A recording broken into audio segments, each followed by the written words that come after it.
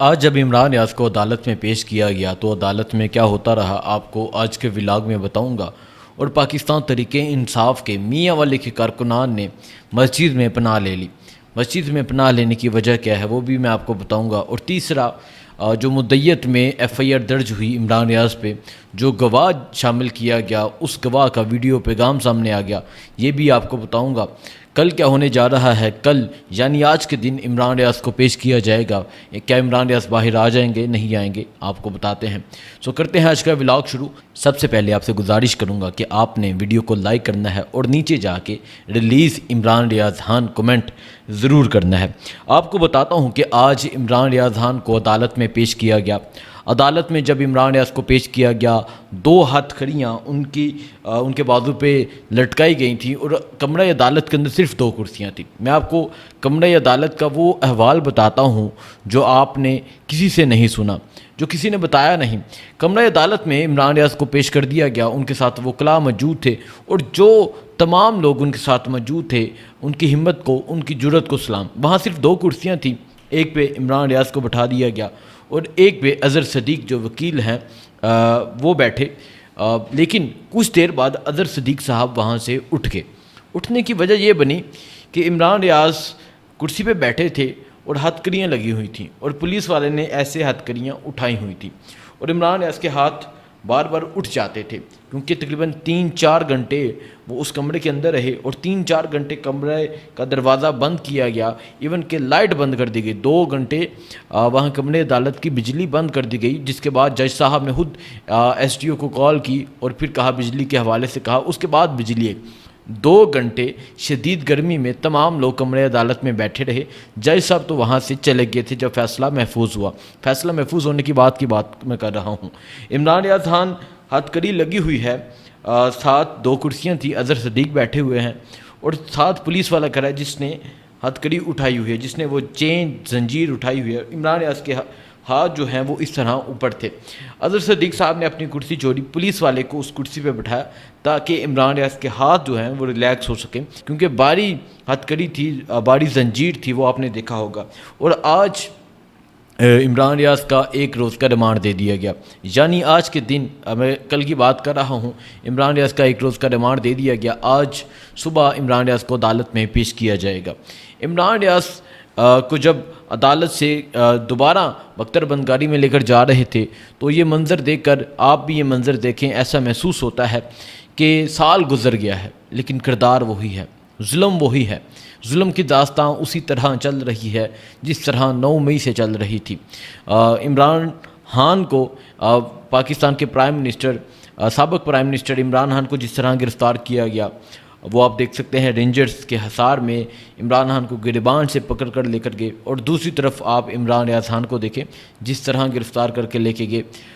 ایک پولیس کی باری نفری ہے اور اس طرح جیسے دھکے دے کے یہ آگے کرنے کی کوشش کر رہے ہیں، لیکن عمران ریاض ایک بہادر شخص ہیں، وہ چل کے خود جا رہے ہیں، انہیں دھکا دینے کی ضرورت نہیں۔ لیکن ان پولیس والوں کا یہ رویہ ہوتا ہے کہ یہ اپنی اوقات بتاتے ہیں کہ ہماری اوقات یہ ہے، اور یہ اس طرح کا رویہ ملزمان کے ساتھ اختیار کرتے ہیں۔ وہاں میڈیا موجود تھا پھر بھی اس طرح کا رویہ اختیار کیا، اور آپ سوچیں جو ایک عام ملزم ہوتے ہیں، جو غریب لوگ ہوتے ہیں، جو محنت کش لوگ ہوتے ہیں، اگر کسی کا جیل میں چلا جائے تو ان کے ساتھ رویہ کس طرح کا ہوتا ہے، آپ کسی بھی تھانے میں جا کے ضرور دیکھیے گا۔ میں آپ کو بتا رہا تھا، آج جب عمران ریاض نے بتایا کہ میرا احرام زبردستی کھینچا گیا تو وہاں حمید انجم نامی ایک خاتون وکیل تھیں، وہ رونے لگ گئیں اور وہاں باقی وکلاء ساتھیوں نے ان کو چپ کروایا۔ اس طرح کی دردناک عمران ریاض کی سٹوری ہے اور عمران ریاض کے ساتھ اس طرح ظلم کیا گیا۔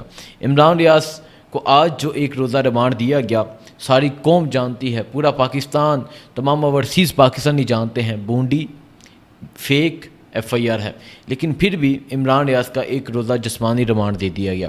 اس کی وجہ صرف اور صرف یہ ہے کہ عمران ریاض حج پر نہ آ جا سکیں۔ اگر عمران ریاض آج رہا ہو جاتے تو آج رات کی، کیونکہ ایک پرسوں کی فلائٹ تھی جس میں جب عمران ریاض کو گرفتار کیا گیا، اور وہ سیکنڈ لاسٹ فلائٹ تھی اور آج کی فلائٹ آخری فلائٹ تھی، تو ان کو یہ ڈر تھا کہ عمران ریاض فوراً سے وہاں نہ چلے جائیں، عمران ریاض حج کے لیے روانہ نہ ہو جائیں۔ آج جو عمران ریاض کا ایک روزہ جسمانی ریمانڈ دیا گیا، اس کی وجہ صرف اور صرف یہ تھی کہ عمران ریاض حج پر نہ جا سکیں، یہ اپنے مقصد میں کامیاب ہو گئے۔ لیکن اللہ کے ہاں عمران ریاض کا حج یقیناً قبول ہو گیا ہوگا، اور ایسا حج قسمت والوں کو ملتا ہے، اور عمران ریاض نے جو کوشش حج کے لیے کی وہ آپ سب جانتے ہیں۔ میں عمران ریاض کے حوالے سے بتا رہا تھا، ایک آپ کو عدالتی احوال کے بارے میں بتایا کہ 2 گھنٹے لائٹ چلی گئی، اور جس سچویشن میں وکلاء بیٹھے رہے، عمران ریاض بیٹھے رہے، اس کے بعد عمران ریاض کو جس طرح واپس لے کر گئے بختر بند گاڑی میں، وہ بھی آپ نے دیکھا ہوگا۔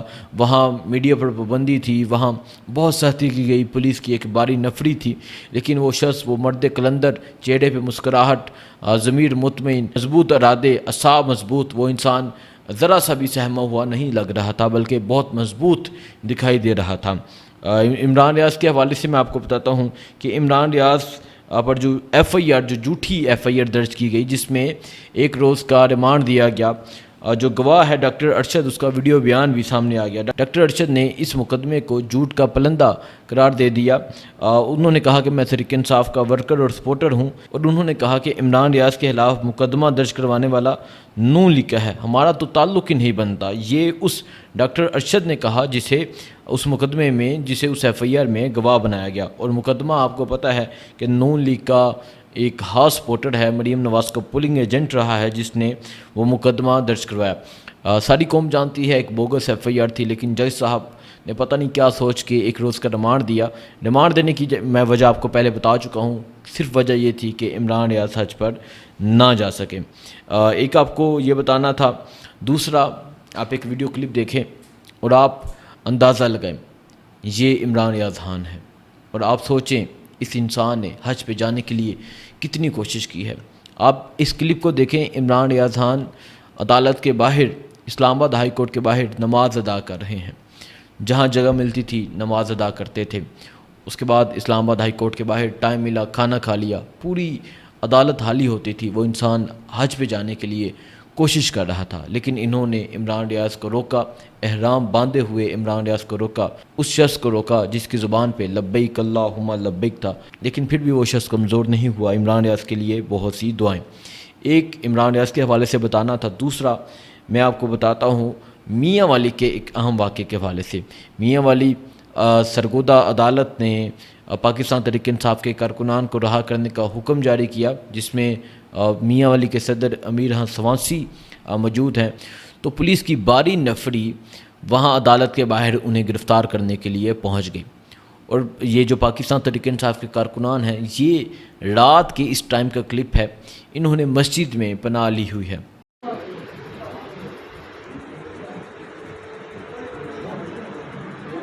9 مئی بھائی تسا بیٹھے ہو مسجد تو پناہ کی بیٹھے ہو، عدالت کی مسجد پناہ کی بیٹھے ہو۔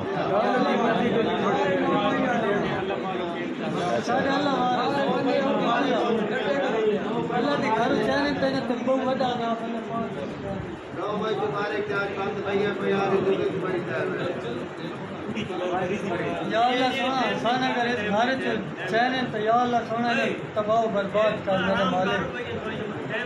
یا اللہ سونا سارے جن اس ذات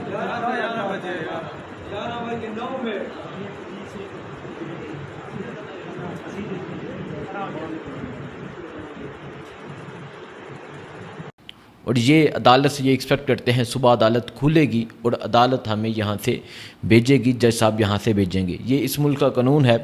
11:09 پہ یہ کلپ بنا تھا، لیکن ابھی تک میری وہاں کچھ لوگوں سے بات ہوئی ہے، ابھی تک یہ تمام لوگ مسجد کے اندر موجود ہیں اور مسجد کے اندر پناہ لی ہوئی ہے، اور ان کے حوصلے دیکھیں، ان کی ہمت دیکھیں، یہ مضبوط دکھائی دے رہے ہیں، ان کے چہرے پہ ایک مسکراہٹ ہے۔